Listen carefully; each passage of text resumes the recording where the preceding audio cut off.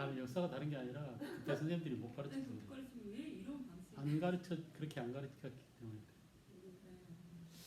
시간이 너무 부족해요. 한 학기에 19시간 주어지는데 네. 그 시간으로 한국사를 끝낸다는 게 힘들어요. 옛날에는 세계사랑 같이 배웠을지도 몰라요. 국사하고 세계사. 네. 그걸 동시에 배웠었어요. 그러니까 얼마나 급해요. 그래서 막 엄청 말이 빨라지거나 프린터로 나눠져 버리거나 해야 진도가 끝나겠다. 또 중간고사 시험 범위가 있잖아. 그렇게 해서 거기까지 끝내줘야 되기 때문에 선생님들로서는 대책이 없어요. 지금 2학년인데 지금 세계사를 1년 안에 끝낸다는데 진짜 시간이 없는 상황이거든요. 이걸 대체 어떻게 하고 있는지 진짜 자녀라는 얘기를 하는데 계속 너무 한다고 하더라고요. 근데 걔는 그나마 이제 세계사를 제가 기본적으로 돌렸거든요. 책으로. 그런데도 막 버거워 하더라고요. 그래서 선생님들도 이게 만약에 19시간 하지만 그 앞뒤로 막 두세 시간은 또 없는 시간인 거예요. OT도 한다든가 선생님도 바뀌고 그렇죠. 행사 있다니까 진짜 저 엉망이라고 하더라고요. 그러니까 수학을 포기한 학생들이 거의 한 60% 될 거예요. 문과는 특히. 근데 그 이유가 수학을 잘 못 가르치기 때문에. 쓸데없는 거 가르치고 있는 거죠. 나도 거의 수학 수포자였거든요. 그래서 문과를 내가 수학을 했더라면 아마 엄청 괜찮은 사람이 됐을 텐데 수학 하나로 완전히 버렸어 인생에서. 그래도 이만큼 된 게 잘 된 거잖아요. 수학을 버려도 사람이 망가지지는 않아요. 그러니까 수학을 못한다고 인생이 망가지지 않는데 역사를 못한다고 전혀 손해볼 게 없어요. 단지 답답할 뿐이지 시험 볼 때는. 세상살이 하면서도 좀 뭔가 모르는 그만이적으로 넘어갈 수 있는데 근데 문제는 그렇게 포기를 하게 만드는 원인 제공자가 선생님들이에요. 그러니까 본인이 할 수 있는 모든 방법을 총동원해서 시간이 부족하면 부족한 시간을 메꿀 수 있는 방법들을 만들어야 되거든요. 지금 같은 경우는 이제 이렇게 인터넷 환경이 잘 돼 있으니까 저처럼 온라인 강의 찍어갖고 집에서 다 들어라. 나머지는 선생님이 이렇게 해줄게.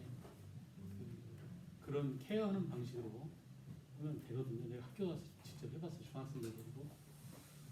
제 후배가 교장 친구가 있어가지고 그냥 우리 이런 수업 모델 프로젝션 수업을 한번 해보자 해서 이제 애들한테 다 이거 하나씩 나눠주고 학교에 와서도 다 진도가 달라요. 자기 속도가 다르기 때문에 어떤 애들은 3강 듣고 어떤 애들은 10강 듣는 애들도 있고 벌써.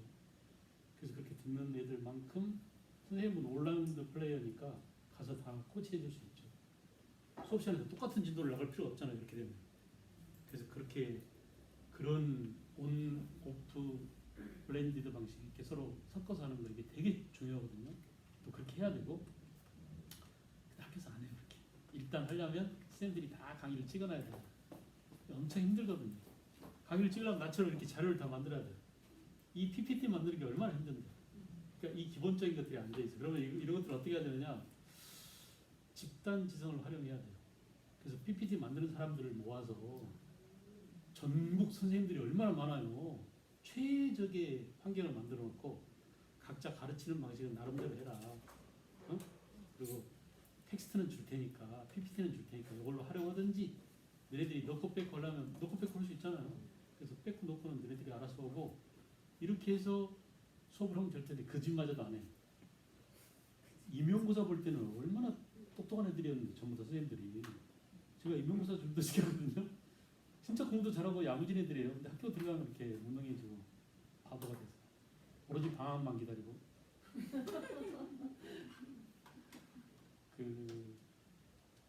아이들한테 다 돌리죠. 요새 애들 되게 공부 안 해. 되게 공부 못 해. 2000 세대 이후로 더 나빠졌어. 이렇게 숱하게 듣는 말이잖아요. 아이들은 점점 진화하고 있거든요. 아이들이 나빠지지 않아요.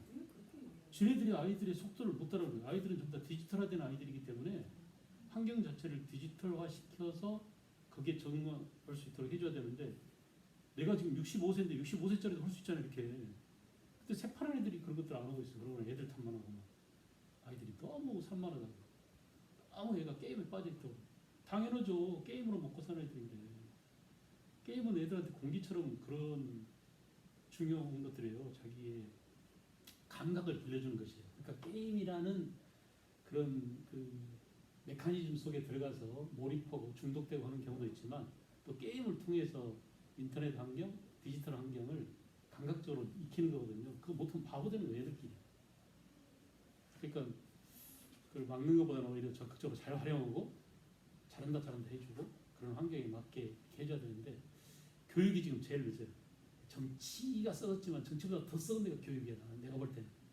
그래서 막 몇십 년 전부터 계속 이렇게 말하다 하나도 안 바뀌어요. 제가 그래서 초등부터 유치원을 안 가봤는데 초등부터 대학교까지 전 교육과정에 들어가서 참여해서 들어가서 애들도 가르쳐보고 선생님들한테 토론도 해보고 그러는데 제일 문제가 선생님들. 제일 썩은 데가 대학이에요. 대학을 안 바꾸니까 그 밑에 애들이 바꿀 수가 없는 거예요. 그래서 우리나라에서 제일 머리 좋은 사람들 모아놓은 데가 대학 교수 집단 아닙니까? 그들이 그 좋은 머리로 자기 밥그릇만 챙기고 있는 셈입니다. 앞으로 이제 심각할 겁니다. 지금 여러 가지 면에서 지금 빵꾸가 많이 나고 있거든요. 우리나라가 그 외교에서 지금 빵꾸가 나죠. 경제에서 자동차 지금 못 팔고 있죠. 이렇게 하나씩 빵꾸가 나기 시작하는데 그 빵꾸의 근본적인 가장 펀더멘탈한 그 문제가 어디에 있냐? 교육에 있어요. 그러니까 공부 잘하는 애를 우리 교육이 망쳐가지고 윤석열 같은 괴물을 만드는 거예요. 한동훈 같은 괴물을 만드는 거예요. 공부 진짜 저는 전교 1등, 현대고등학교 1, 2등 했으면 진짜 깃발 날리는 애들이거든요. 근데 그런 애들이 자기밖에 모르는 아집과 이기적인 그런 것으로 똘똘 뭉치는. 그래서 한덕수 같은 놈은 외환은행 팔아먹을 때 먹튀할 때 그때 있었던 총 책임자예요. 그런 놈이 다시 총리로 와가지고 지금 그러고 있는 거예요. 그러니까 그 썩어도 이만저만 썩은 게 아니에요. 국민들만 잘하고 있어요. 막 미친 듯이 막 열심히 하고 있어요. 그래가지고 겨우겨우 버텨나가고 있는 거예요. 젊은이들 열심히 하고 있잖아요. 우리 애들이 바보 아니잖아요. 뭐 노래 부르는 거 또 누구야? 그저께 블랙핑크? 영국, 미국 빌보드 다 휩쓸어 전 세계 초유의 일이라도 BTS도 못한 일을 또 해냈다고 하잖아요. 국민들은 그렇게 잘하고 있는데 이 새끼들이 썩어가지고 이 새끼들이 썩은 원인이 어디 있는가를 근현대에서 지금 보려고 잘 썩어가지고 이렇게 와가지고 겨우겨우 잘 만들어놨는데 이걸 지금 망가뜨리고 있어. 근데 나는 뭐 어떻게 보느냐? 긍정적으로 봐요. 그래도 국민이 이긴다. 그래서 그래도 좋은 쪽으로 끌고 나갈 것이다. 이렇게 생각합니다. 오늘은 그동안 이제 강의 들었던 내용들 소범님 강의 얼마나 들었어요? 아니 사주 네. 인터넷 강의 많이 못 들었죠. 그러니까 들을 수도 있고 못 들을 수도 있고 그러는데 그럴까봐 이제 오늘 한번 쭉 정리를 한번 점검을 해주고 갈 거예요. 그래서 한번 같이 보시고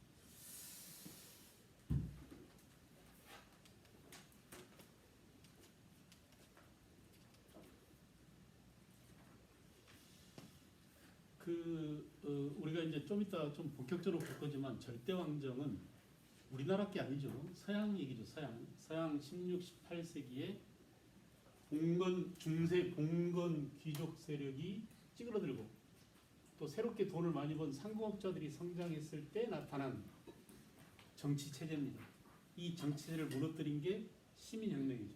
시민혁명이라는 것은 절대왕정을 타도한 거예요. 그래서 영국에서 프랑스에서 미국에서 시민혁명이 일어났는데 이 시민혁명은 타도 대상이 분명했어요. 절대왕정을 무너뜨리는 거.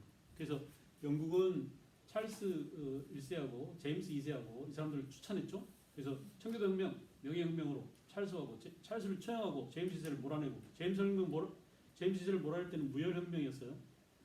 그래서 명예혁명이라고 합니다. 글로리어스 레볼루션이라고 그러죠.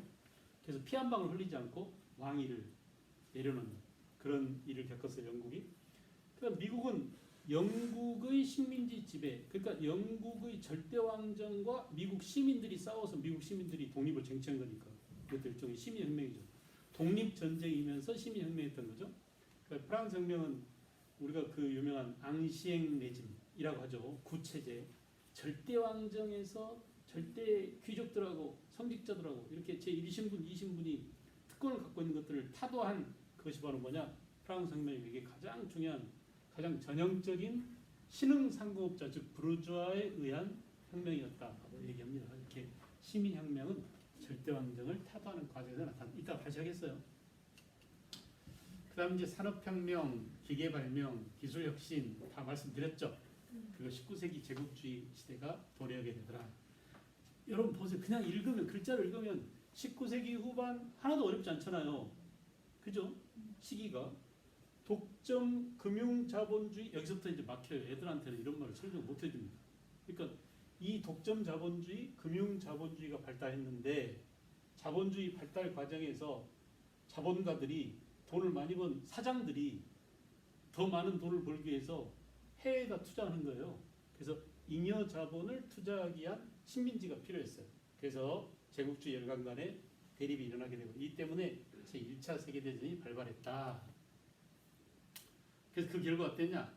아시아, 아프리카, 태평양 연안에 있는 여러 가지 섬들 이런 것들이 전부 다 열강에, 그러니까 영국, 프랑스, 미국 이런 나라들 식민지가 됐죠. 라이베리아, 에티오피아를 제외한 전 아프리카가 다 서양 열강에, 특히 프랑스하고 영국의 식민지로 전락했습니다. 아시겠죠? 그래서 아프리카가 지금 후진국이 된 이유가 바로 이 독점 자본, 제국주의의 침략 때문에 그렇게 돼버린 거예요. 아프리카가 되게 그 살기 좋은 곳이었잖아요. 낙원이었고 나름대로 동물뿐만 아니라 사람 살기 좋은 물자가 풍부하니까. 그런데 거기에 있는 금이며 또 그 아프리카 흑인 노예들을 잡아다가 팔아먹기 위한 그런 식민지 그 개척을 위한 열강들의 쟁탈이 일어나가지고 전 아프리카가 식민지로 전락했어요. 아시아는 주로 인도를 영국이, 또 동남아시아 여러 나라들을 영국, 프랑스, 네덜란드, 미국 이런 나라들이 분할을 점령했습니다. 미국이 어디를 먹었나요? 동남아시아 가운데 필리핀이죠. 그래서 필리핀 애들이 지금 영어를 쓰는 겁니다. 원래 필리핀은 누구의 식민지였어요? 네? 프랑스 식민지였어요. 그래서 에스파냐 식민지였어요. 에스파냐 식민, 내가 참 지난 시간에 내가 잘못했다. 나도 이렇게 알면서 엉뚱하게 잘못한 게 있는데 내가 영상을 지금 못 올린 이유가 틀린 게 있었어요. 바로 누구냐? 사관에서 그거 한번 찾아보세요. 지난 시간 맨 말미에 내가 보니까 그 랑케가 무슨 사기라고 그랬죠? 실증 사기라고 그랬죠. 그 다음에 절충주의가 카예요. 카. 이게 잘못됐어요. 알겠죠? 카가 절충주의고 크로체가 해석주의. 이거 내가 잘못 가르칩니다. 멀쩡히 알면서 멀쩡히 틀리더라고요. 눈도 깜짝 먹고 틀리더라고요. 그러니까 사람이 이럴 수가 있어요. 그럼 나처럼 이렇게 죄송합니다 하고 사과해야 되죠. 잘못했으면 사과해야 되는데 사과 안 하는 새끼가 있어요. 전 국민이 다 틀린 거 아는데, 잘못했다는 거 아는데 자기만 웃기는 거야. 이거 말한 새끼들, 이렇게 틀렸다고 말하는 분들 다 잡아들여. 이런 방식을 취하고 있어. 지금 어디로 가고 있는 거야. 어쨌든 그거 하나 하고, 또 하나 제가 설명하면서 뭘 얘기했냐면, 이제 주로 문화가 귀족들의 문화였다. 귀족들만이 문화를 향유했다고 볼 때 핸델, 모차르트 이래야 되는데 헤겔 이랬어요. 바로 앞에 헤겔이라고 얘기했었거든요. 그러니까 이게 머릿속에 이렇게 입력이 돼 있는 거야. 그래서 야, 이거 늙으니까 감각이 둔화돼가지고 자꾸 이런 실수를 저지르는구나. 그래서 촬영하는 겁니다. 틀린 것들은 바로 잡아주고 틀린 것들을 고쳐주고 하려고. 그래서 나도 모르게 실수하는 경우가 굉장히 많았어요. 그거 안에 보니까. 근데 또 기술이 발달하니까 그걸 잡아낼 수 있잖아요. 내가 다시 검색해서 틀린 것들은 틀리다고 해주고 고쳐주고 이럴 수 있는 장점이 있다고 봅니다. 죄송해요. 꼭 고쳐놓으세요. 다시 물어볼게요. 실증사항 누구라고요? 랑케. 이게 제일 중요해요. 실증사항이 랑케. 그 다음에 절충주의가 이에치 카. 그래서 카는 과거와 현재와의 끊임없는 대화다. 아주 유명한 말을 했어요. 역사란 뭐냐? 역사란 과거와 현재와의 끊임없는 대화다라고 한번 써놔보세요. 제가 천천히 불러드릴게요. 카가 한 말입니다. 역사란 과거와 현재와의 끊임없는 대화다. 역사란 과거와 현재와의 끊임없는 대화다. 과거 동그라미 하시고 사실 이렇게 써놔보세요. 쓰셨어요? 현재 동그라미 하고 뭐라고 써야 될까요? 해석 이렇게 써야 되죠. 아하, 그렇구나. 그래서 우리가 공부하는 이 역사라고 하는 것은 과거 사실에 대해서 현재 역사를 쓴 역사가가 어떻게 그 사실을 바라볼 것인가에 대한 끊임없는 일입니다. 제일 중요한 것은 끊임없는 일이에요. 알겠죠? 늘 역사는 그래서 고정된 거다, 바뀌어가는 거다. 답해보세요. 역사는 늘 고정 불변의 것이다, 바뀌어가는 거다. 늘 바뀌어가는 거예요. 사랑만 움직이는 게 아니에요. 역사도 움직입니다. 알겠죠? 그래서 어떤 친구놈이나 야, 넌 좋겠다. 역사 한번 외워놓으면 그거 갖고 계속 울고 먹잖아. 근데 천만의 말씀. 늘 바뀌어요. 지난 시간에 수업했던 것하고 내가 또 다시 수업을 하면 또 바뀝니다. 알겠죠? 그래서 늘 역사는 바라보는 관점, 시점에 따라서 늘 바뀝니다. 이렇게 과거 사실과 현재 역사를 바라보는 관점, 해석 이것을 중시하는 사람이 누구라고요? 이에치카예요. 알겠죠? 말로 한번 해보세요. 누구라고요? 이에치카. 랑케는 독일 사람이고 이에치카는 영국 사람입니다. 영국의 19세기 역사학자 유명한 사람이죠. 그 다음에 이제 해석만 강조한 사람, 모든 역사는 현재 역사다라고 현재 역사를 바라보는 관점만을 중시하는 사람이 누구라고요?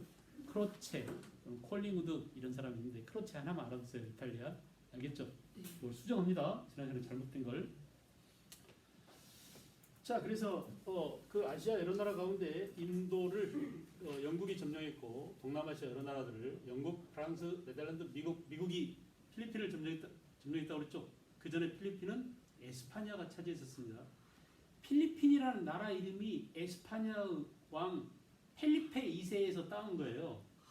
펠리페 2세에서 따와서 나라 이름을 필리핀이라고 합니다.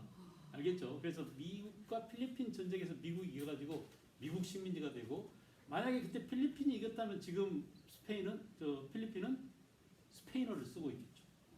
그죠? 근데 지금 미국 영어를 쓰고 있잖아요. 이렇게 된 거예요. 그 다음에 이제 아시아 여러 나라 가운데 베이징 조약 이후에 중국은 식민지가 되진 않았지만 여러 나라들한테 분할 점령됐습니다. 분할 점령. 베이징 다 차지하고 뭐 그랬으니까요. 또 연해주도 러시아한테 넘어가 버렸죠. 1860년 이후에. 그래서 1860년 베이징 조약이 우리랑 아무 상관이 없는 것 같지만 사실은 이 베이징 조약으로 인해서 연해주까지 러시아가 내려왔어요. 그러다 보니까 연해주는 우리나라랑 붙어있는 땅인데 우리나라랑 붙어있는 이곳에 누가 진출했다고? 러시아가. 그래서 우리는 구한 말에 러시아라는 어마무시한 무서운 놈들하고 늘 옆에 있어서 그 러시아를 어떻게 몰아내야 되지? 러시아를 어떻게 막아내야 되지? 미국을 끌어내서 러시아를 막아내야 돼? 라고 하는 게 그 유명한 조선 책략이에요. 알겠죠? 그 러시아랑 우리가 관계를 맺게 된 게, 이웃나라로 관계를 맺게 된 게 1860년 베이징 조약으로 중국이 러시아한테 연해주를 떼어줬기 때문입니다. 좀 이따 보겠어요. 그 다음에 이제 태평양 여러 섬들, 영국, 독일, 미국 이런 나라들이 태평양 여러 섬들을 이때 하와이며 괌이며 전부 다 누구 땅으로? 미국 땅으로 넘어간 것입니다. 아시겠죠? 자, 보세요. 이렇게 제국주의가 열강이, 그러니까 열강 그러면 우리가 막연하게 열강이 아니라 어떤 놈들이라고, 그 본질은 제국주의. 그 제국주의 안에는 뭐가 담겨 있다고? 자본주의와 민족주의가 담겨 있다. 자본주의와 민족주의가 담겨 있다. 알 수 있죠? 자, 여러분, 지금 우리가 한참 세계사적으로 그 초미에 관심이 되고 있는 게 무슨 전쟁이에요? 우크라이나죠. 우크라이나가 어디 있습니까? 어디? 저기, 나도 알아. 저기 가.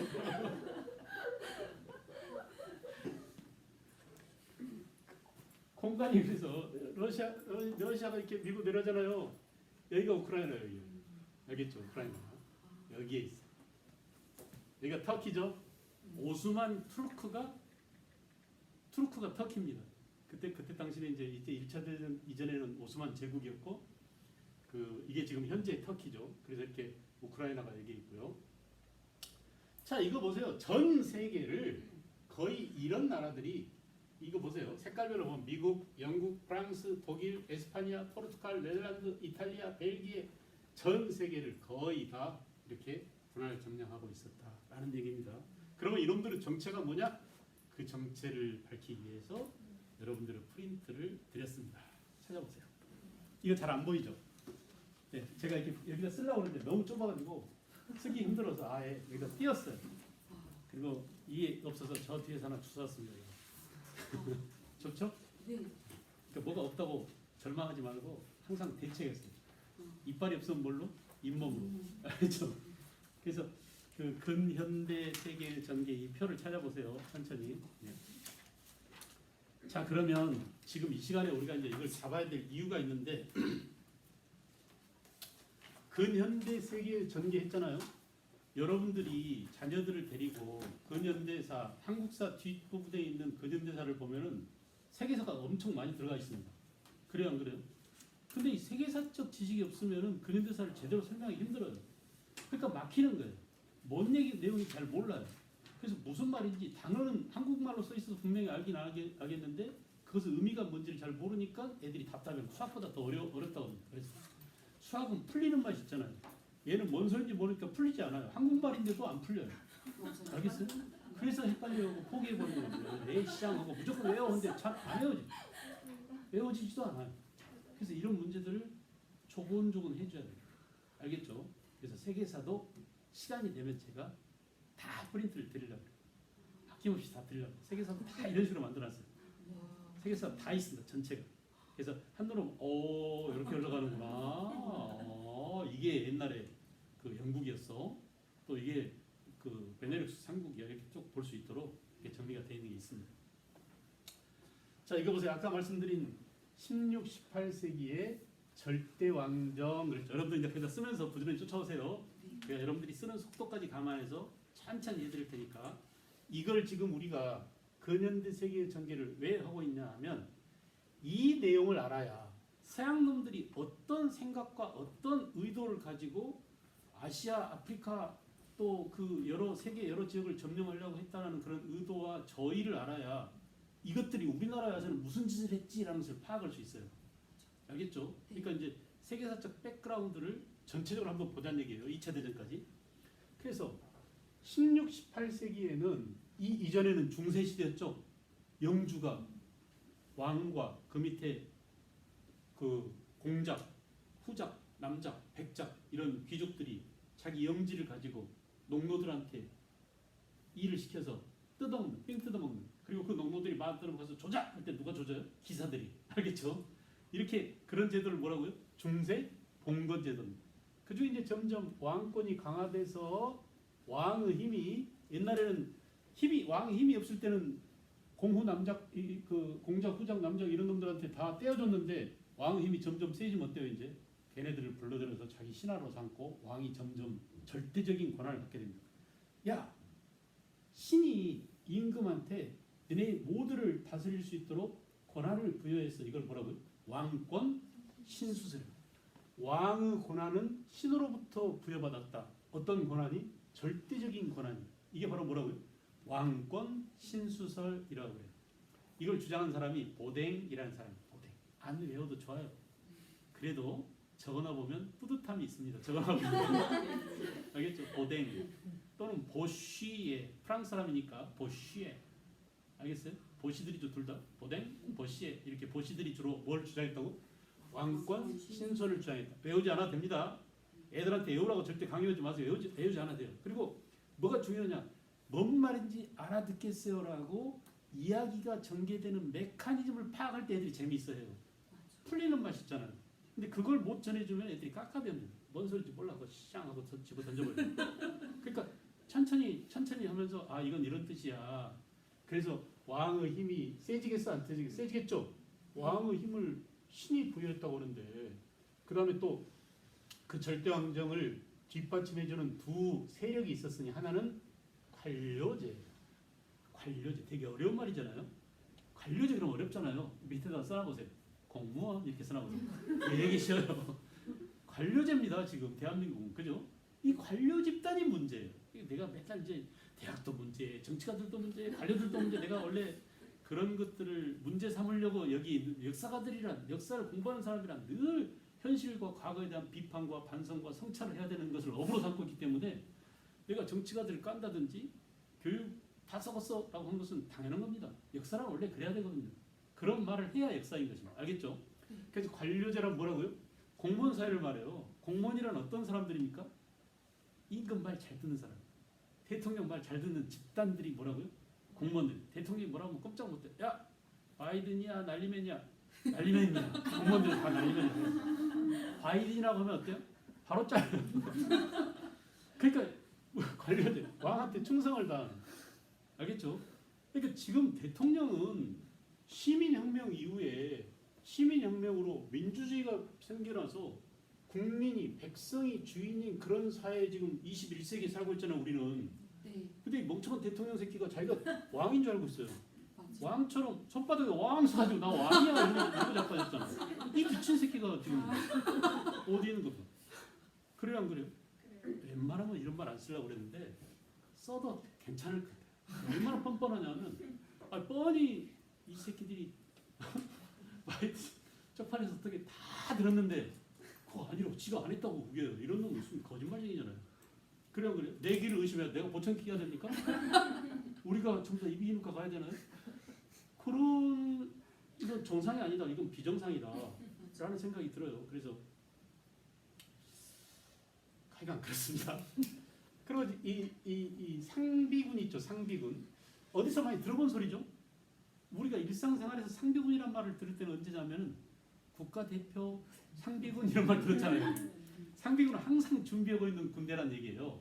그러니까 이거 군인입니다. 군인. 그래서 공무원들하고 군인을 키워서 임금한테 절대적으로 충성을 다하는 도구들로 삼았다라는 얘기예요. 많은 군인을 거느리고 많은 공무원들을 먹여 살려면 뭐가 필요할까요? 돈이 필요하죠. 돈은 어디서 나느냐? 돈은 이 사람들한테 걷어들였어요. 자, 누구냐? 돈을 버는 사람들은 누구라고요? 상공업자들입니다. 상공업자를 다른 말로 뭐라고 하더라? 부르주아. 또 이 상공업자들 다른 말로 뭐라고요? 시민이라고 합니다. 시민. 알겠죠? 시민. 그래서 이 시민 계급, 상공업자, 부르주아 애들한테 이걸 심어줘야 돼. 얘들아, 상공업자 이 말이 나오면 부르주아, 시민 이렇게 고쳐서 생각해도 된단다. 시험 볼 때도. 알겠어요? 시민혁명 그럼 무슨 혁명이라고요? 부르주아 혁명입니다. 시민혁명인데 그 시민혁명이 부르주아가 아닌 농민과 노동자가 일으킨 시민혁명 없어요. 농민과 노동자가 일으킨 시민혁명은 딱 한 군데 공산주의. 소련에서 일어났습니다. 누구에 의해서? 레닌에 의해서. 알겠어요? 그러니까 우리가 역사에서 말하는 시민혁명 그건 우리가 시민혁명과 구분하기 위해서 뭐라고 하냐면 볼셰비키 혁명 그래요. 사회주의 혁명 그래요. 알겠죠? 그래서 그 볼셰비키 혁명 이외에 그러니까 프롤레타리아 혁명 이렇게 부릅니다. 프롤레타리아 계급이 바로 노동자 농민이죠. 그래서 그걸 구별하기 위해서 우리는 뭐라고? 이 시민혁명에서의 시민은 부르주아를 말하고 우리말로 상공업자를 말한다. 그럼 상공업자란 뭐냐? 그 사도 바울님 네. 부르주아입니까? 노동자입니까? 저요? 네. 노동자요. 그렇죠. 네. 노동자라는 생각을 철저히 가져야 돼요. 부르주아인 줄 착각하고 다니는 사람이 많아요. 알았어요? 네. 그러니까 어떤 사람들이 부르주아냐면 사장님이라는 명함을 파악하고 다녀야 돼요. 내 업체가 있어야 됩니다. 그리고 내 명의의 업체가 있어야 되고 통장이 있어야 돼요. 그 돈이 들어와야 되고 재산이 있어야 됩니다. 그 어느 정도 재산이 있어야 되냐? 일주일에 한 번씩은 쫙 드레스 잘 차려입고 남자 같으면 나비 넥타이에 연미복 입고 오페라 구경 가야 됩니다. 그 정도 하고 사십니까? 아니면 월급 받고 일해서 그 인컴이 들어오 주급이든 월급이든 뭐 연봉이든 이렇게 들어오면 전부 다 노동자다. 철저하게 노동자다라는 생각을 해야 돼요. 그래서 노동자의 권리와 노동자의 권익을 위해서 내가 뭘 해야 되지라고 생각해야 되는데 지가 노동자면서 부르주아를 위해서 열심히 이러고 있어요. 부르주아를 위해서 바보같이 이렇게 행동하고 있는 사람들이 되게 많아요. 그래서 그 부르주아라는 것을 상공업자라는 것을 시민계급과 함께 묶어서 애들이 생각할 수 있도록 해주는 게 되게 중요해요. 알겠죠? 그래서 이 상공업자들을 절대 왕이 철저하게 보호해줬어요. 왜 그럴까요? 돈줄이니까.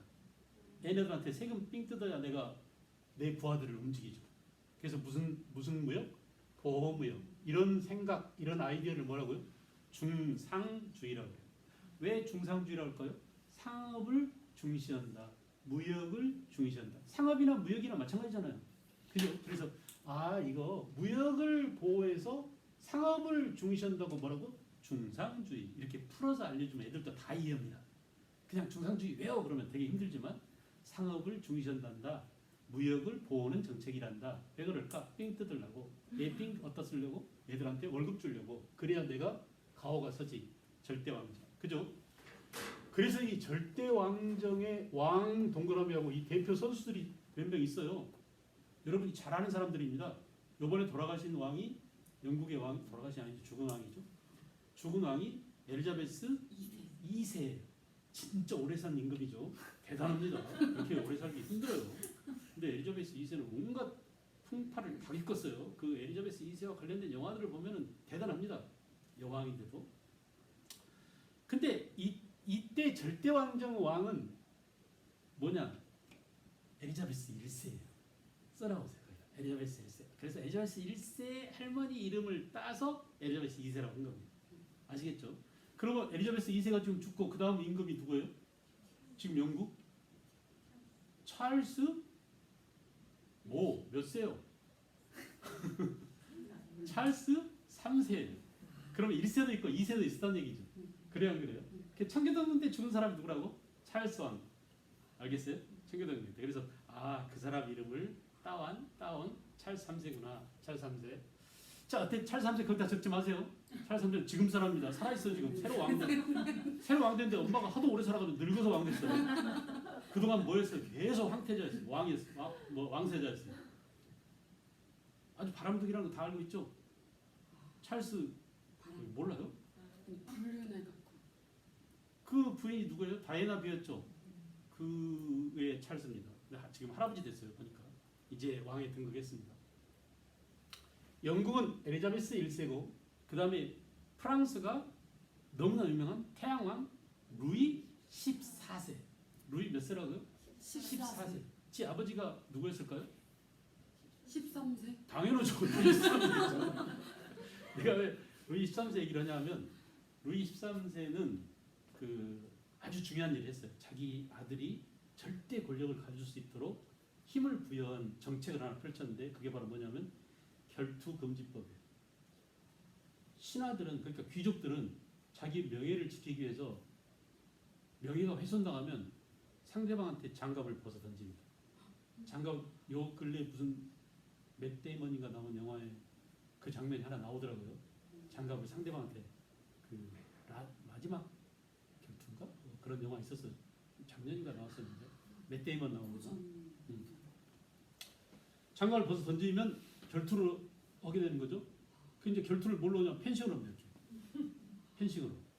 그죠? 그래서 이게 결투를 해서 상대를 죽여도 상관없어요. 합법적이에요. 근데 이게 왜 중요하냐면 귀족들은 그만큼 내 목숨을 버릴 만큼 뭘 중시한다? 명예를 중시한다. 내 명예가 훼손당하면 목숨을 걸고 상대한테 결투를 신청해도 될 만큼. 그러니까 귀족들은 대우받고 기사도 정신해가지고 귀족들을 예우를 해주고 우리가 그 중세 귀족들을 밭으로 모신 거예요. 앞으로 귀족들은 귀족 간에 분쟁이 생길 시에는 서로 결투해서 상대방을 죽이지 마. 그럼 불법이야. 앞으로 모든 귀족은 임금한테 재판받아 이렇게 했어요. 귀족들이 분쟁이 생기면 어떻게 해요? 임금한테 우리 좀 판결 좀 해주세요라고 해야 돼. 누구 권한이 세지겠어요? 임금의 끝발이 엄청 세집니다. 그래서 절대왕정의 절대적 권한을 갖도록 결투금지법을 만든 사람이 사실 누구라고? 루이 14세의 아버지 루이 13세입니다. 알겠죠? 그래서 왕권이 대폭 강화돼요. 그리고 이제 루이 14세가 마구마구 돈을 긁어 모아서 애들한테 삥 뜯어가지고 세운 궁전이 바로 뭐? 베르사유 궁전이죠. 그래서 그걸로 지금 돈 벌어먹고 있잖아요. 그래요, 안 그래요? 자, 루이 14세가 있습니다. 그리고 아까 또 누구? 필리핀의 왕 펠리페 2세. 펠리페 2세. 알겠죠? 이런 사람들이 뭐라고요? 절대군주였다. 절대군주. 자, 그런데 문제는 뭐냐? 문제는 여러분 보세요.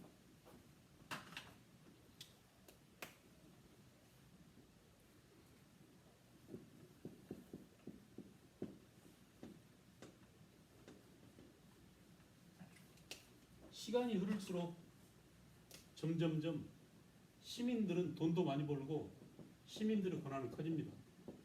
근데 봉건 영주들은 점점 결투금지법에 의해서 권한이 줄어들죠. 임금한테 삥은 계속 뜯기고 있죠. 그래서 귀족들의 권한은 약화됩니다.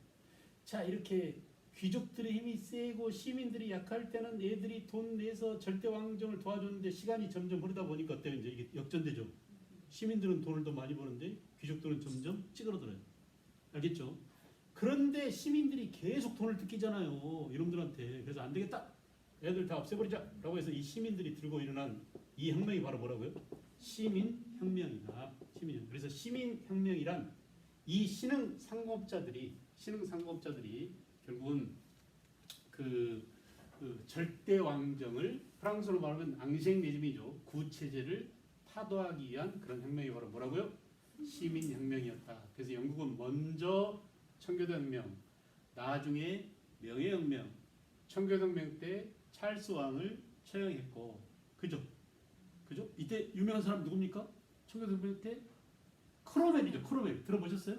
크로멜. 그리고 그 명예혁명은 제임스 2세를 몰아냈습니다. 그리고 이 명예혁명 이후에 지금의 영국 국왕제도가 탄생한 거예요. 절대 권력 대신에 이제 왕은 존재해 군림하지만 통치하지 않는다라는 유명한 말이 생겼어요. 그래서 임금은 있기는 있으나 임금은 나라의 최고 대빵이라는 존재만 인정하지 실제로 나라를 굴리는 것은 의회에서 절대 다수의 다수당 총리가 수상이 총리를 맡아서 총리로 하여금 책임 있게 정치를 하자. 이렇게 해서 헌법에 기초해서 나라를 다스리자라고 하는 게 뭐라고요? 입헌 군주제입니다. 그래서 명예혁명으로 지금의 영국의 그런 법률이 만들어진 거죠. 체제가. 그다음 아까 말씀드린 바와 같이 미국은 영국의 식민지였던 미국은 영국의 식민지로부터 독립한 그 독립전쟁 자체가 하나의 미국 영국 절대왕정을 향해서 대든 시민혁명이었고 프랑스는 루이 14세 때 이제 한참 재정 파탄이 왔었죠. 그 궁궐을 짓느라고 베르사유 궁전을 짓느라고 그리고 이 시민들이 이제 들고 일어나서 제1신분, 2신분, 제3신분이었던 시민들이 결국은 제1, 2신분을 타도한 게 바로 뭐냐? 프랑스 대혁명이었다. 자, 공통점 절대 왕정을 타도하고 정치적으로는 뭐라고요? 참정권을 확보했어요. 참정권. 가로 열고 여기다 뭐라고 쓰냐면 부르주아 이렇게 씁니다. 누구만 참정권이 있었다고요? 부르주아만 있었어요. 놀랍게도 영국은 여자는 참정권이 없었습니다. 쫙 그리스의 직접 민주주의와 마찬가지로 여자가 영국에서 참정권을 가진 것은 언제냐? 1928년이에요. 그래서 몇백 년 뒤입니다. 그런데 더 놀라운 것은 대한민국이 여성이 참정권을 가진 것은 언제일까요? 1948년이에요. 영국하고 차이가 몇 년밖에 안 나요? 20년밖에 안 나요. 그러니까 대한민국 여성들 놀라운 겁니다. 알았어요? 영국은 그 여성들의 참정권 확보에서 어마어마한 희생을 치릅니다. 예를 들어서 영국의 어떤 여성 운동가가 영국 왕이 지나가는 말에 뛰어들어서 자기 몸을 희생해요. 참정권을 주라 이렇게 하면서. 알았어요? 이런 일들을 겪고 피로써 쟁취한 여성 참정권이에요. 그래서 이미 남자들이 부르주아들이 이때 얻었던 참정권인데 여성들은 그 이후 계속 투쟁해서 결국은 1928년에 비로소 보통선거가 실시되고 이 보통선거에서 여성들도 투표권을 갖게 됐습니다. 근데 우리는 어때요? 해방되자마자 1948년 바로 여성을 우리나라 제도가 얼마나 웃기는 게 그냥 준비 하나도 안 됐는데 제도부터 그냥 좋은 거 다 갖다 놨어요. 알겠죠? 그때는 공산주의도 인정되고 사회주의도 인정되고 막 그랬습니다. 그러니까 초기 재헌헌법 같은 경우는 사회주의적 요소가 더 많아요. 알았어요? 그 뒤 이승만이 뜯어고치고 박정희가 뜯어고치고 전두환이 뜯어고치고 가지고 더 널널해져가지고 지금은 전부 다 있는 놈들, 잘 사는 놈들, 돈 있는 놈들 이런 놈들 위주 헌법으로 바뀌어버렸는데 처음에는 되게 좋았어요. 헌법이. 알았어요? 헌법만 그러니까 맨날 김재동이가 헌법을 잘 고쳐야 된다. 헌법을 잘하는 헌법을 달달달 이러는 게 김재동이가 그럴 만한 이유가 있는 겁니다. 알겠죠? 헌법이 처음에 괜찮은데 그 괜찮은 게 어느 정도냐? 영국보다 20년 늦게 우리 여성들한테도 참정권을 다 줘버렸어요. 알겠죠?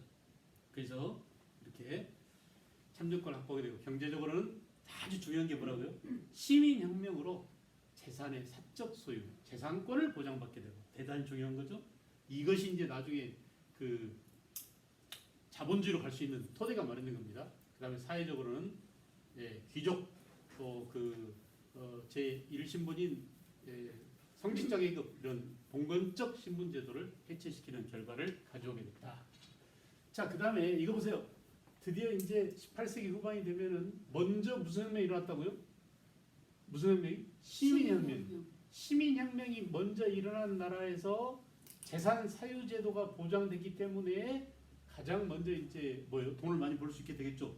부르주아들이. 그래서 이 부르주아들이 발달한 영국에서 산업혁명이 먼저 일어납니다. 그래서 산업혁명은 제임스 하트의 증기기관, 동력이죠. 동력. 증기기관 이렇게 써놓으세요. 제임스 하트 유명하죠. 그 다음에 기계, 철강, 교통, 통신 이런 일련의 그 공장제, 기계공업 이런 것들이 발달해서 산업혁명이라고 하더라. 이게 제2몇 회 물결이라고 그랬죠? 제1의 물결은 신석기혁명, 제2의 혁명이 제2의 물결이 산업혁명이죠. 그래서 우리가 엘빈 토플러식으로 말하면 제2의 물결 산업혁명이 일어나게 됐다. 자, 산업혁명으로 자본주의가 완성됐어요. 동그라미 해놓으세요. 자본주의가 완성됐어요. 완성됐다는 얘기는 이미 자본주의는 그 전에 시작됐다는 얘기죠. 언제 자본주의가 시작됐느냐? 여기서요. 상업을 중시하고 상공업을 보호하고 그 보호무역 정책을 추진하면서 상업 자본주의가 시작됐습니다. 알겠죠? 다시 이거 쉽게 말하면 애들한테 이렇게 설명하세요. 장사해서 돈 버는 시대 이렇게. 상업 자본주의는 뭐라고요? 장사하고 해외에 물건 팔아서 무역해서 돈 버는 시대. 무슨 시대? 예, 장사해서 무역해서. 그죠? 그래서 상업 자본주의. 그래서 이 상업 자본주의 시대에 벌써 은행업이며 보험업이며 그죠? 펀드, 캐피탈, 요즘 우리가 사용하는 용어들 있잖아요. 이때 벌써 다 나왔어요. 절대항쟁 시대에. 아시겠죠? 아시겠죠? 그러니까 영국이 나중에 이제 인도를 쳐들어갈 때 인도 갈 때 야 우리 인도를 쳐들어가려는데 펀드를 만들어. 인도 침공 펀드야. 그래서 사람들한테 투자를 받아가지고 군대를 뽑아서 대선단을 만들어가지고 가서 쳐들어가는 겁니다. 그래서 돈 벌면 다시 다 분배하는 거죠. 걔네들끼리. 이런 것들이 펀드였어요. 그러니까 펀드라고 하는 것 자체도 뭐예요? 식민지 쟁탈을 위한, 투자를 하기 위한, 잉여 자본을 새로운 곳에 투자하기 위한 그런 수단으로서 이렇게 자본주의가 발달하게 됐다. 이미 상업 자본주의 시대 때부터 은행, 보험, 펀드 이런 것들이 다 개념이 나왔습니다. 벌써 아시겠죠? 그 다음에 이렇게 시작된 자본주의가 장사해서 돈 벌던 시대에서 이제 뭘로 돈 벌던 시대라고요? 산업 자본주의는 공장 지어서 물건 만들어 팔아서요. 옛날에는 뭐예요? 장사는 여러분 장사를 더 쉽게 말해보세요. 애들한테 설명할 때 장사를 어떻게 설명하면 돼요? 물건을 옮기는 겁니다. 장사는 나한테 있는 걸 딴 쪽으로 옮겨서 이득을 보는 거죠. 그래서 이때는 아프리카에서 그 커피나 노예를 사다가 아메리카 대륙 또는 미국에 팔아먹고 목화 재배하는데 팔아먹고 노예 장사한 거예요. 이게 그 당시에 장사입니다. 장사라는 게 그런 것이었어요. 아프리카에서 금 캐다가 또는 다이아몬드 캐다가 유럽에다 팔아먹고 이렇게 물건을 옮기는 게 상업이라면 물건을 만들어 파는 게 뭐예요? 산업자본주의, 공장, 요즘 말하면 굴뚝산업, 기계공업 이런 것들이죠. 그래서 산업자본주의가 발달하고 2차 산업혁명, 그러니까 산업혁명으로 18세기 후반 영국에 시작된 산업혁명으로 자본주의가 완성되었는데 완성 동그라미 하셨죠? 네. 완성 뒤에 뭐가 있어요? 자유경쟁과 사적 소유 이 두 가지를 명확하게 심어줘야 됩니다.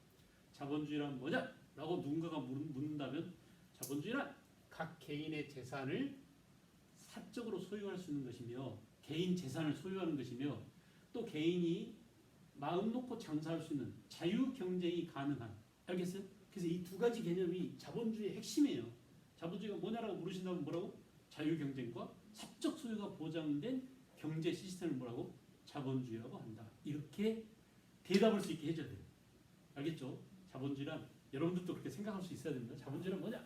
우리가 자본주의란 할 때 자본주의란 돈이다 이렇게 쉽게 생각하면 됩니다. 근데 그 돈이란 자본주의란 뭐냐? 그 돈을 마음대로 벌 수 있어야 되고 창의적으로 벌 수 있어요. 자유경쟁이죠. 그리고 번 돈을 누구한테 삑뜯기지 않고 내 재산으로 내 것으로 완전히 쌓아둘 수 있는 그게 뭐예요? 사적 소유죠. 알겠죠? 열심히 벌어봤자 국가가 다 가져간다. 이게 공유제, 이런 공산주의 그러면 열심히 하려고 그래. 사람들이 안 하려고 그래요. 공산주의가 그래서 무너진 겁니다. 사회주의가 그래서 무너진 거예요. 알겠죠? 개인의 사적 소유가 있냐 없냐, 자유 경쟁이 가능하냐 그렇지 않냐 그 차이가 사회주의냐 자본주의냐의 차이입니다. 아시겠죠? 그래서 자본주의 핵심은 뭐라고요? 재산의 사적 소유와 자유 경쟁 두 가지다. 자, 이렇게 이거 보세요, 여러분. 시민혁명과 산업혁명 이 두 가지 혁명이 17세기, 18세기에 일어남으로써 이제 경제와 정치에 엄청난 변화가 왔습니다. 자유 경쟁이 최고야라는 자유주의가 전 유럽에 확산되겠죠. 그래요, 안 그래요? 네. 그러겠죠? 네. 또 하나는 뭐예요? 야, 맞아. 절대 왕, 귀족 필요 없어. 이제 시민이 중심이야. 우리 부르주아가 상공업자들이 정치의 중심이야. 라고 하는 민주주의입니다. 이게. 알겠어요? 데모크라시, 민주주의가. 그래서 민주주의가 확산됐어요. 그리고 또 하나는 뭐냐? 민족주의가 등장합니다. 동그라미 해놓으세요. 민족주의. 그래서 19세기 유행한 세 가지 사상이 뭐냐? 그러면 뭐라고? 민주주의, 민족주의, 자유주의예요. 알겠죠? 대단히 중요합니다. 이것을 이해하고 있어야 돼요. 자, 이거 볼까요? 자유주의는, 그 중에 자유주의를 대표하는 사람이 누구냐 하면 아담 스미스. 말로 해보세요. 뭐라고요?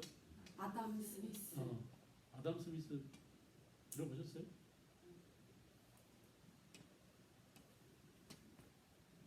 소범님. 보이죠? 응?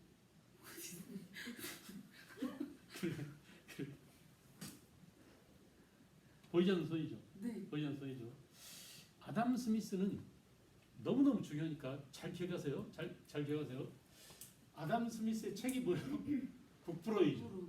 북프로에서 이 아담 스미스가 한 말이 인간의 욕망은 무한한데 인간들이 공통적으로 갖고자 하는 재화는 좋은 물건은 한정돼 있다. 이걸 무슨 법칙이라고 그래요, 우리가? 희소성 법칙이라고 그러잖아요. 그래서 희소성이 높은 것일수록 값어치가 어떻게 됩니까? 올라옵니다. 다이아몬드를 삶아서 국 끓일 수 있나요? 전혀 쓸모가 없어요. 단지 뭐예요? 드물다는 거예요. 희소하다는 거예요. 금도 아무리 개나 소나 다 개들이 물고 다니고 닭들이 모이로 먹고 금을 그렇다면 금이 가치가 있을까요? 금이 드물기 때문에 귀금속으로서 가치가 있는 이 희소성 원칙이죠. 사람들이 서로 가지려고 다이아몬드 너무 비싸. 몇 캐럿짜리 서로 가지려고 그러잖아요. 근데 없어요. 그럼 부르는 게 값이죠 이제. 그래서 점점 올라갑니다. 이건 무슨 법칙이라고? 희소성 법칙. 그래서 인간의 욕망은 무한한데 욕망이 무한하시죠? 소범님 돈 얼마나 벌고 싶으세요?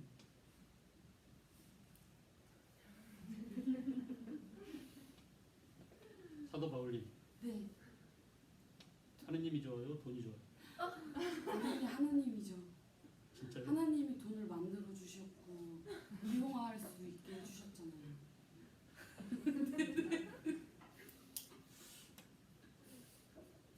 너무 과도하게 하느님한테 몰입해서 하느님한테 돈 다 뺏겨요.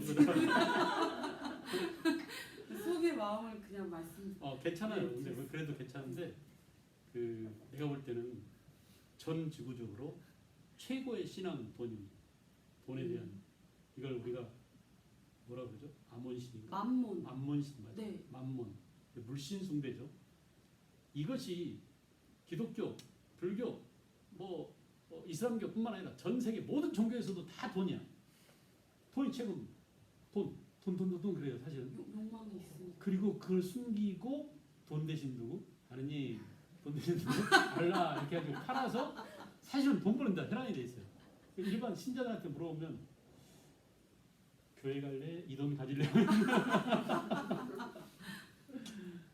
그래서 금방 잃게 하시는데 그럼. 응? 금방 잃게 하세요. 그래서 하느님이 역사했을 때 그래서 내 얘기는 돈을 밝히라 하는 얘기 아니라 돈에 대한 그런 무한한 신뢰, 무한한 사랑, 돈에 대한 몰빵, 돈만 쳐다보고 가는 그런 생각 자체가 인간을 파멸로 몰아갑니다. 인간을 파멸. 그렇다고 돈이 없이 살 수 없잖아요. 그러니까 이걸 어떻게 통제하느냐 이게 제일 중요한 것이에요.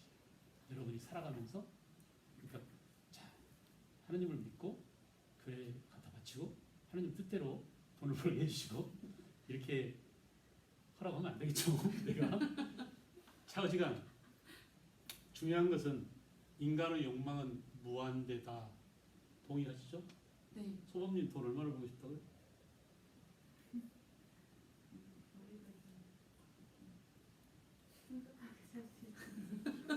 풍족은 어느 정도 돼야 풍족하지? 어느 정도 돼야 풍족할까요?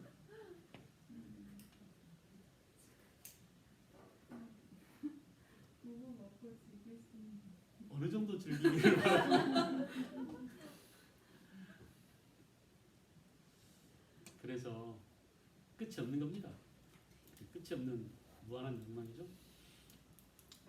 그 다음에 그런데도 불구하고 우리가 벌 수 있는 재화는 한정돼 있다. 가질 수 있는 재화는 한정돼 있다라는 얘기예요. 그래서 이것 때문에 갈등, 이 접점이 되게 중요합니다. 정신 똑바로 차리세요. 자, 이 갈등. 아씨 돈 무지하게 벌고 싶은데 돈이 없어. 이거 어떡하지? 아씨 나 열심히 하고 싶은데 취직이 안 돼. 어떡하지? 나 강의하고 싶은데 안 써줘. 나이가 많다고. 이거 어떡하지? 이런 문제를 해결하는 방법이 있어요. 그게 바로 뭐냐? 정치가 강제로 야 나이 많아도 세종 시민대학에 가서 강의할 수 있게 해줘. 그리고 돈 얼마씩 줘. 그리고 나이 많은 사람도 할 수 있는 길을 열어줘. 이런 것들은 뭐예요? 국가가 권력이 힘에 의해서 제도적으로 만들어 놓은 겁니다. 이게 뭐예요? 정치. 이게 정치 영역입니다. 정치라고 써놓으세요. 정치란 뭐냐? 다름 아니에요. 정치란 뭐냐라고 누군가가 묻는다면은 이거야. 이렇게 설명하면 돼요. 정치란 한정된 재화를 욕망은 무한한데 한정된 재화를 서로 가지려고 했을 때 이 갈등을 해결하기 위해서 이 재화를 분배하는 권력을 갖는 게 정치입니다. 대통령이 된다는 것은 나라 돈을 지 마음대로 쓸 수 있다는 얘기예요. 쉽게 말하면. 그러니까 서로 대통령이 되려고 거지. 그래요 안 그래요? 정치는 아무것도 아니라니까. 정치란 뭐라고요? 한정된 재화를 욕망이 무한한데 요걸 국가라는 권력의 힘을 빌어서 분배하는 힘을 갖는 그 권력을 쟁취하는 게 바로 뭐라고요? 정치입니다. 알겠죠? 갈등을 해결하는 방법이 뭐예요? 힘이에요. 그걸 좋은 말로 뭐라고? 권력이라고 합니다. 알겠죠? 권력이고 포스, 힘인데 이게 다른 힘과 구분되는 것은 뭐냐 하면 합법적이라는 거예요. 깡패도 권력 있잖아요. 힘이 있잖아요. 돈 내놔 이 새끼야. 너 얼마 벌었어 오늘? 해가지고 술집 돌아다니면서 삥 뜯고 하는 깡패들이 있습니다. 걔들도 권력이죠. 근데 그 애들은 뭐라고 그래요? 폭력이라고 합니다. 권력이라고 하지 않아요. 폭력이라고. 그 차이가 뭐라고요?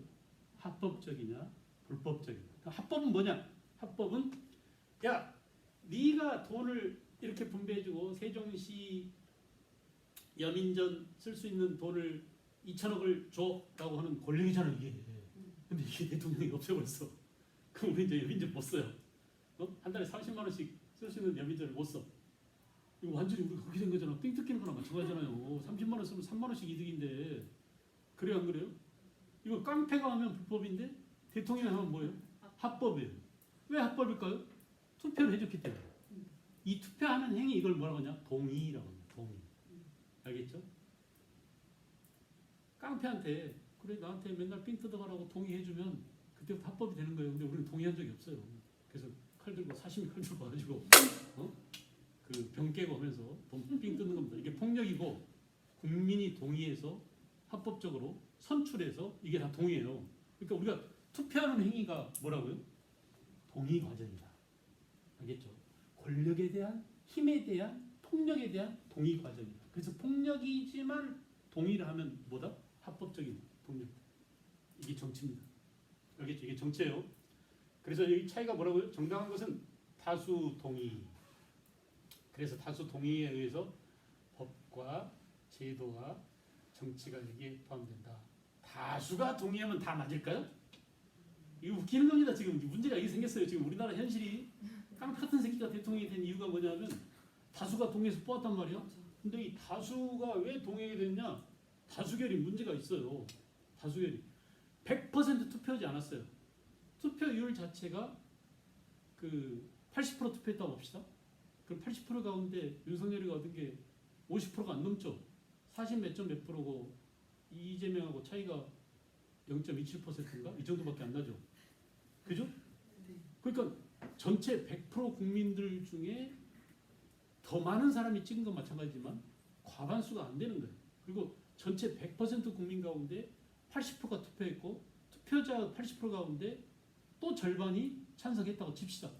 그러면 전체로 봤을 때는 40%밖에 투표자는 동의를 못 받은 거잖아요. 그래서 이 권력이 정당성을 가져온 것. 아이씨 투표하는 나머지 20% 아이씨 내가 찍지도 않았는데 저 새끼가 돼가지고 뭐해. 이렇게잖아. 연민자 씨 졸지 나 한 달에 3만 원 손해보내. 이런 일이 발생한 거야. 이 깡패 같은. 그리고 또 하나는 뭐냐. 또 하나는 다수가 투표했는데 그 다수를 언론이 선동질해요. 이재명 나쁜 놈이야. 행사 때 막 욕한 놈이야. 이 새끼 막 사기꾼이야. 뭐 옛날부터 뭐 어쩌서 막 이재명 악마시킵니다. 그리고 윤석열이는 되게 개길 줄 알아. 권력자한테 개길 줄 알아. 그거 되게 선한 놈처럼 봐요.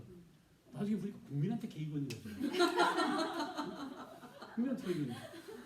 그러니까 이 언론이 매스컴이 다수를 선동질해가지고 멍청하게 만드는 거예요. 그래서 멍청하게 노인들이 말이죠.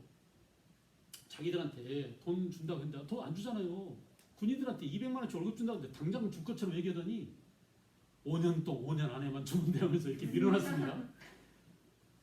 당장 병장이면 200만 원 월급 받을 줄 알고 찍어줬어요. 근데 이게 무슨 짓입니까 이게. 그렇게 맨날 떠들던 언론이 미디어가. 그래서 그런 문제 다수결에는 문제가 있다. 그래서 꼭 믿을 만한 건 아니다. 이 믿을 만한 건 아니라는 정치 시스템 속에 우리가 살고 있기 때문에 혼돈이 생기고 갈등이 생기면 이거 뜯어 고쳐야 돼. 어떻게 고치는지는 공부해 봐야 돼. 알겠죠? 나한테는 방법이 있는데 아무도 물어보러 오지 않아. 나한테 물어보면 내가 알려줄 텐데. 그다음에 이제 이건 정치고요. 이쪽은 뭐냐? 이 갈등을 해결하는 이 방법이 뭐냐? 야 이거 강제로 힘에 의해서 할 필요 없다. 내버려 두면 된다. 될 수 있으면 국가는 내버려 두고 보이지 않는 손에 맡겨야 돼. 이 보이지 않는 손에 다른 이름이 뭐라고요? 시장이. 우리가 흔히 시장 논리 이런 말 하는데 시장 논리란 바로 그런 거예요. 야, 국가는 간섭하지 마. 그냥 내버려 둬. 시장한테 맡겨둬. 라고 하는 겁니다. 알겠죠? 그럼 여러분이 판단할 때 여러분이 국민이고 주권자고 투표를 했던 사람으로서 지금 윤석열 정부는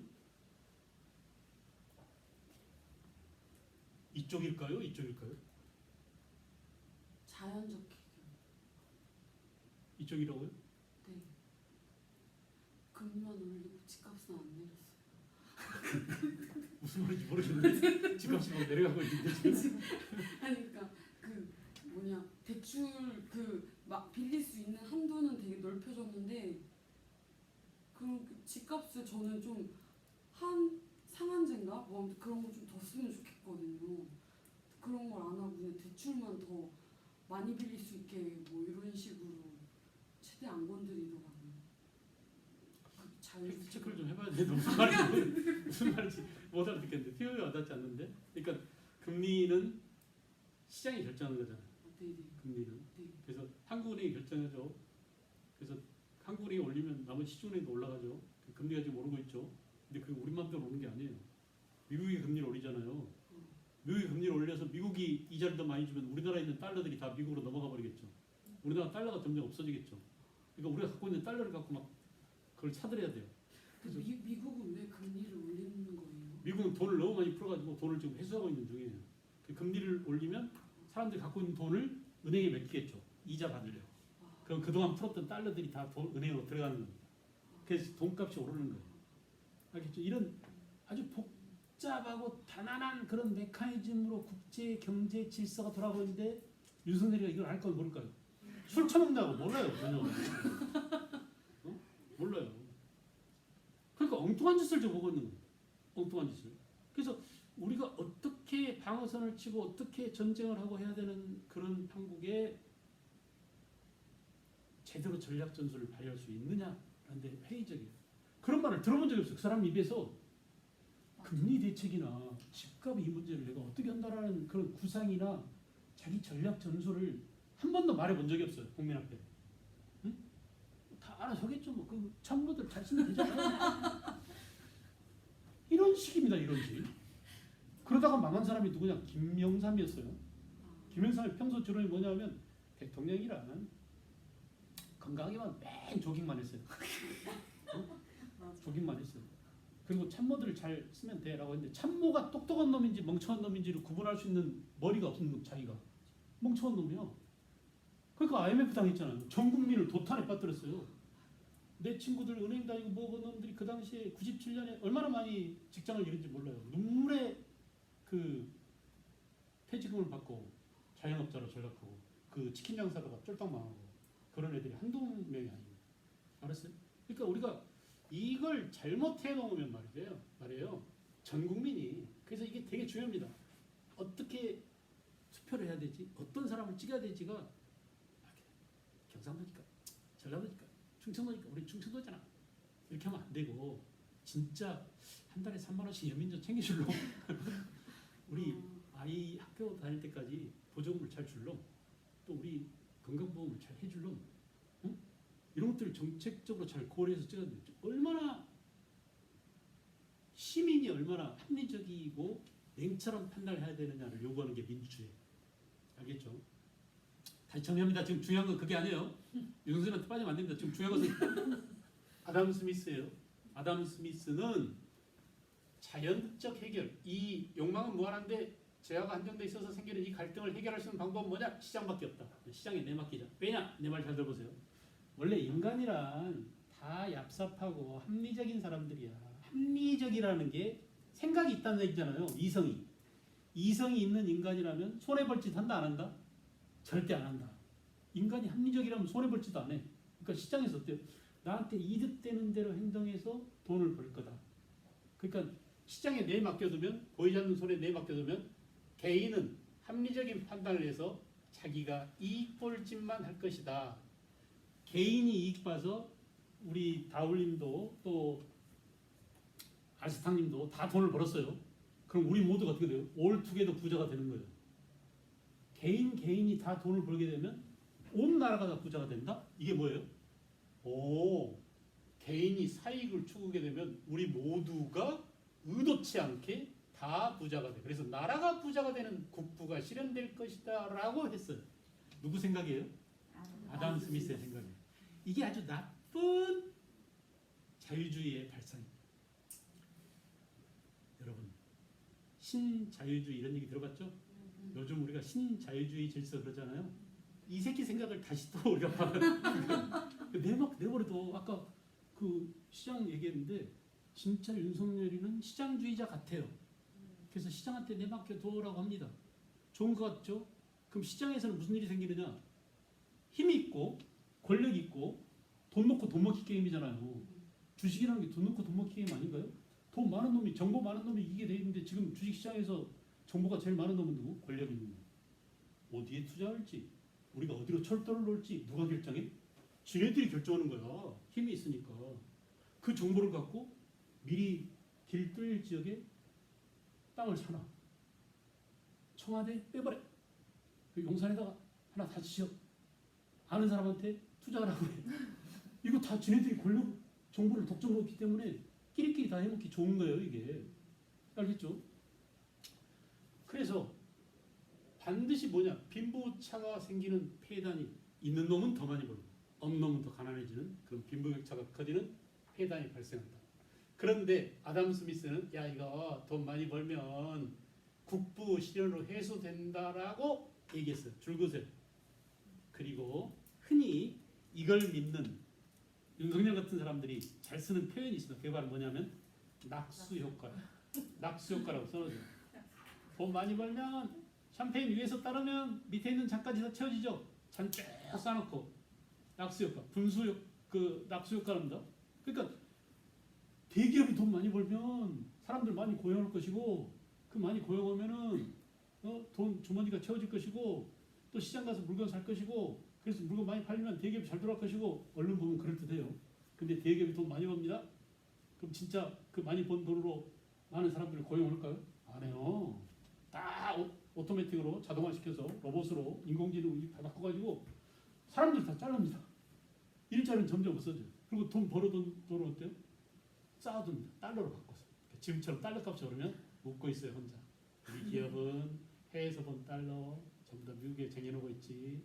그래서 달러 값이 오르면 미국에서 돈 번 거 그 돈값이 또 올라가지고 또 돈 벌고 그걸로 도dom하는 돈을 벌고 이런 일이 어디서 생겨요? 시장에 생겨요. 그래서 시장은 믿을만하다, 믿을만하지 않다? 시장은 믿을만해요, 믿을만하지 않아요?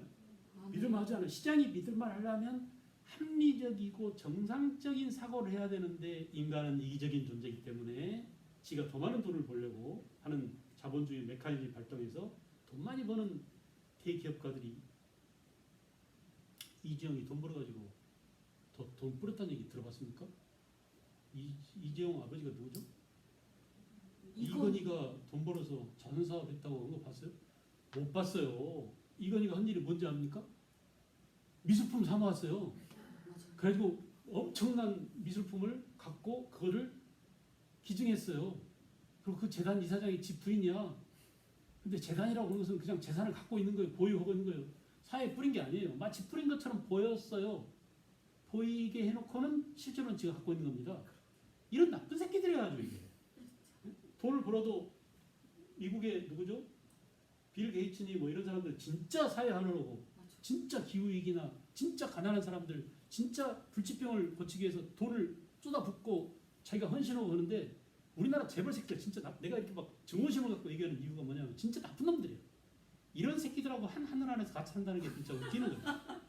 이걸 계속 놔둘 수가 없어요. 그래서 내가 막 국민들 선동해가지고 여러분들을 깨우쳐가지고 여러분들이 들불처럼 일어나서 이렇게 다 때려놓고 원래 우리 민족이 갖고 있는 공정한 우리 민족은 그런 민족이 아니거든요.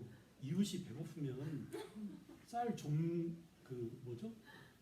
이게 쌀 씻을 때마다 한 줌씩 이렇게 해가지고 그 좀돌인가 뭐라고 이름이 있잖아요. 중재기. 그러니까 쌀을 모아 평소에 그걸 온 동네가 모아서 어려운 사람을 도와주고 하는 그런 아주 선한 의식이 있어요. 선한 마음이 있어요.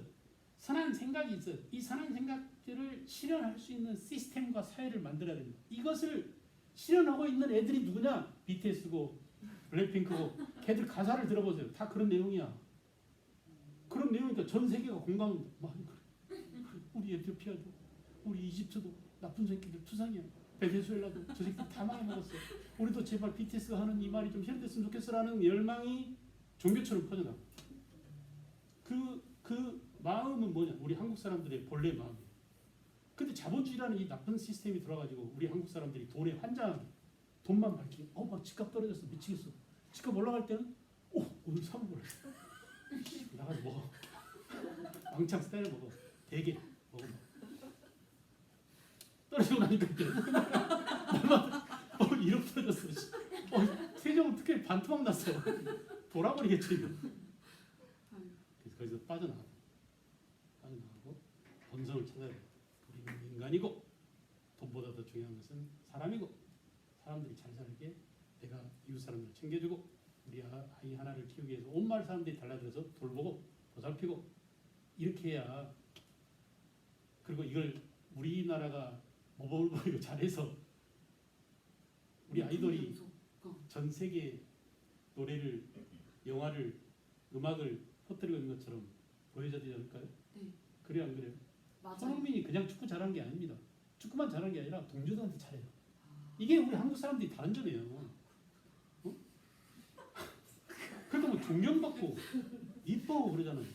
아씨 국민들은 다 그런 생각을 갖고 있고 그런 능력이 있고 그런 자질 DNA를 타고 하는데 정치가 경제 이 윗대가리 새끼들이 썩어 빠졌어.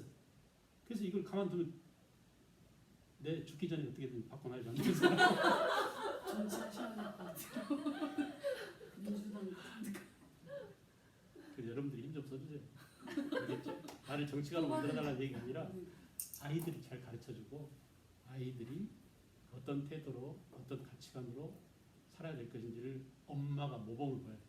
엄마가 책 안 읽으면서 자기는 책 하나도 안 보면서 책 보라고 그러면 그냥 아무 말도 말고 책만 보세요.